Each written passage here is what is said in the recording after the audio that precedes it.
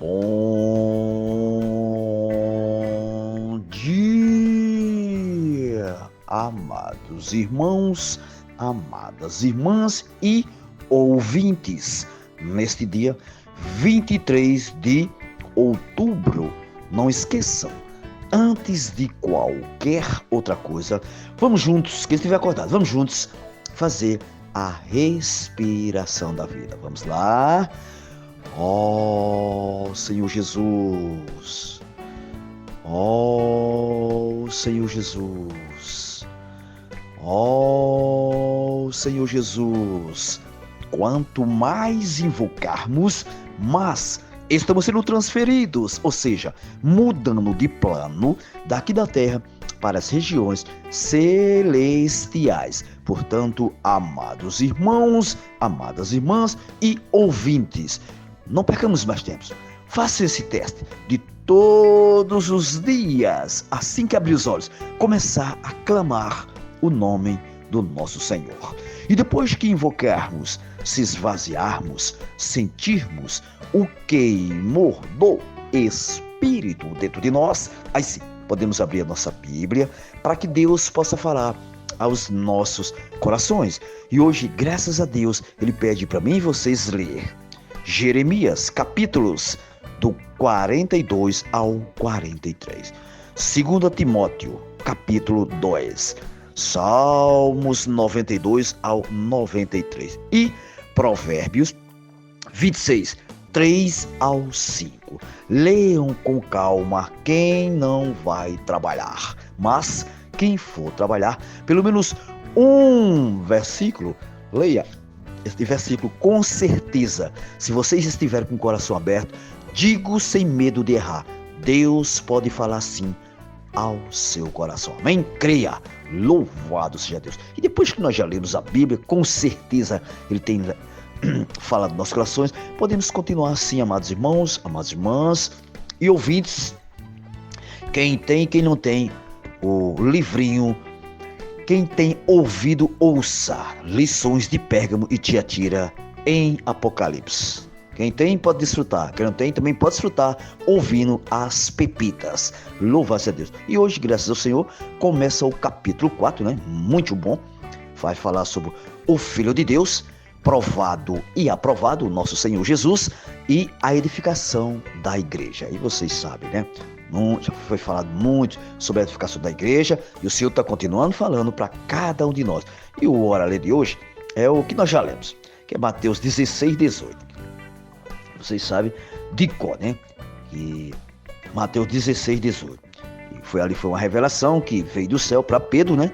O Senhor perguntou o que o povo dizia sobre ele, profeta, Elias e assim por diante. E Pedro foi revelado pelo céu, falou pela boca de Deus. Ele disse, né?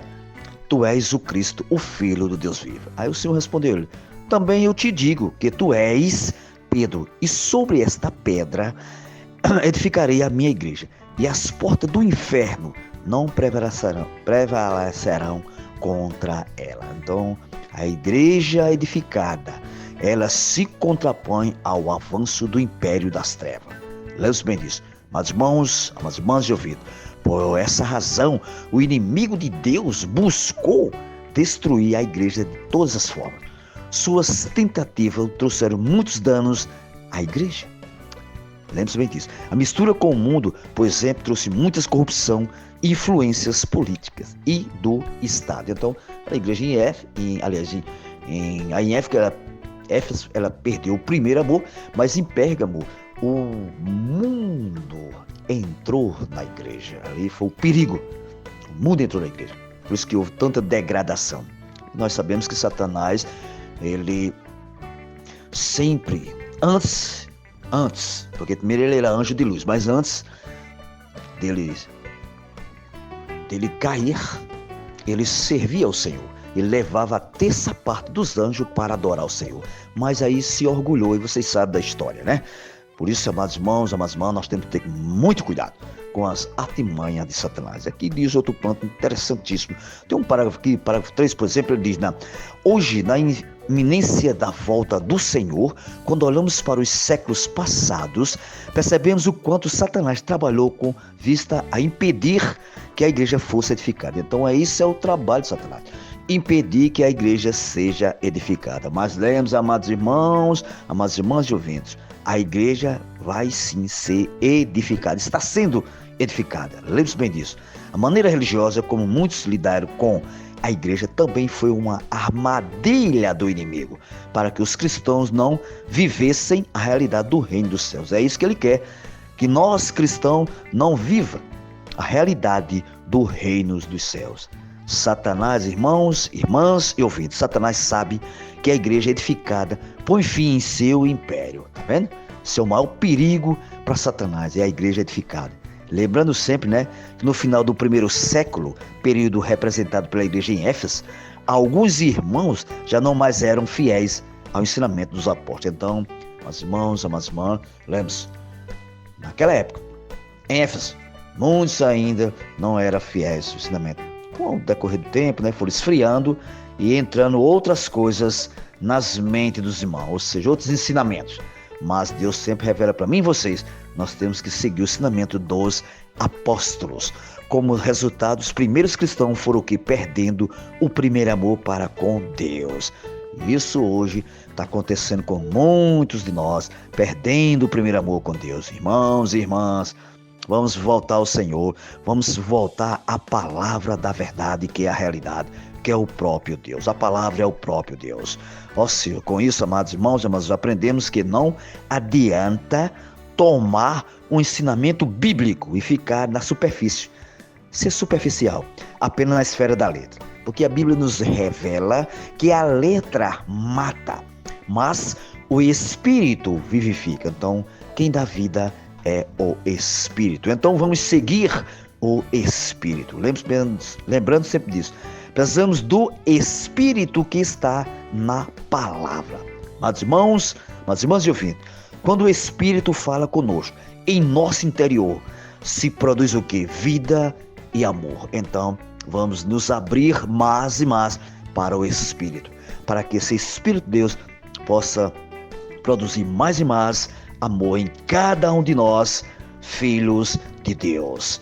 Quando tocamos na vida que está na palavra, começa a edificação da igreja em amor. Lembrando sempre, amados, no período da igreja em Esmirna, houve 10 grandes perseguições impostas pelos mais terríveis imperadores. Mas irmãos, mesmo assim, Satanás não conseguiu acabar com a igreja. Porém, o falar profético deixou de ser o que? Dito. Isso trouxe uma deformação à igreja. Após a era dos apóstolos, não houve mais quem trouxesse a palavra viva que o Espírito diz às igrejas. E sem a palavra, a igreja começou a decair. Se você dá uma olhadinha no livro de Provérbios, Senhor, 29, 18, o que diz lá? Diz assim, diz que não havendo profecia, o povo se corrompe. Amados irmãos e ouvintes, na tentativa de conter o declínio, o homem passou a organizar-se na igreja. E assim fortaleceu-se o governo dos bispos e episcopado, sem a direção trazida pelos apóstolos. Os ensinamentos humanos e o amor pelo cargo começou a aparecer durante esse período.